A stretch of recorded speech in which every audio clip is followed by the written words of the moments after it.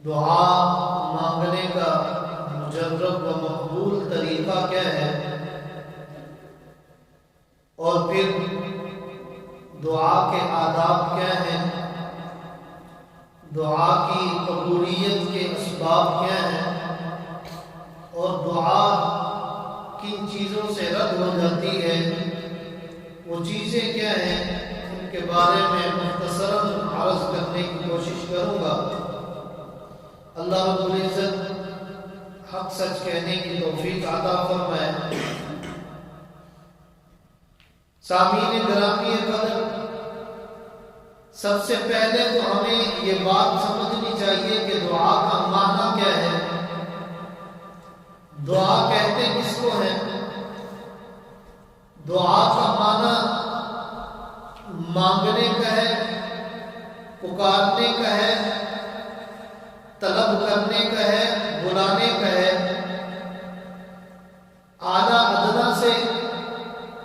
چھوٹا بڑے سے اخلاص کے ساتھ، عاجزی اور انکساری کے ساتھ اور آموزاری کے ساتھ جب ہم اللہ رب العزت سے، جو حاکموں کا حاکم بھی ہے، جو مالکوں کا مالک بھی ہے، جو بادشاہوں کا بادشاہ بھی ہے، جو سرداروں کا سردار بھی ہے، جب ہم ادنا لوگ اس رب العالمین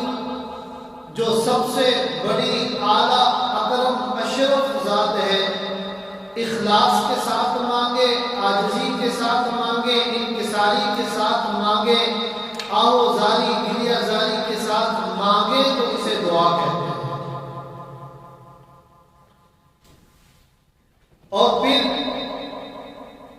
دعا کے بعد، دعا کے معنی سمجھنے کے بعد اگلا مرحلہ یہ آتا ہے کہ دعا ہم کس طرح مانگیں گے، دعا مانگنے کے آداب کیا ہیں۔ آج ہمیں جب کسی چیز کے ادب کا پتہ نہیں ہوگا تو پھر ہم اس چیز سے اس طرح کا نفع حاصل نہیں کر سکیں گے جس طرح ہم نفع حاصل کرنا چاہتے ہیں۔ ہر چیز کے آداب ہیں، ہر چیز کی کچھ نہ کچھ خاصیات ہوتی ہیں۔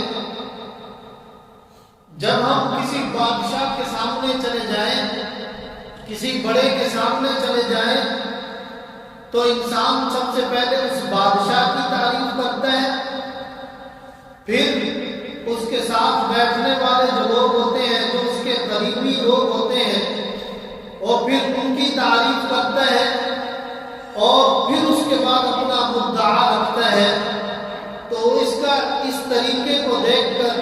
جو بادشاہ ہے وہ اپنی کچھ عنایات اس بندے پر کرتا ہے،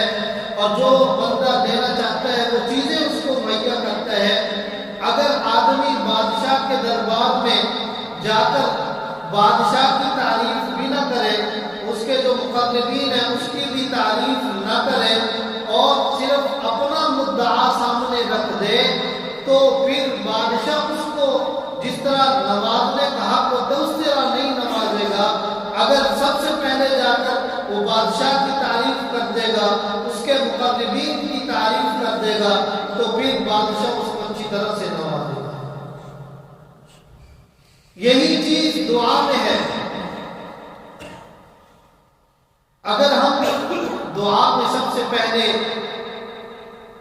اللہ رب العزت کی حمد و ثنا بیان کریں، پھر اس کے بعد اللہ رب العزت کے بعد کائنات کی سب سے افضل و اعلیٰ،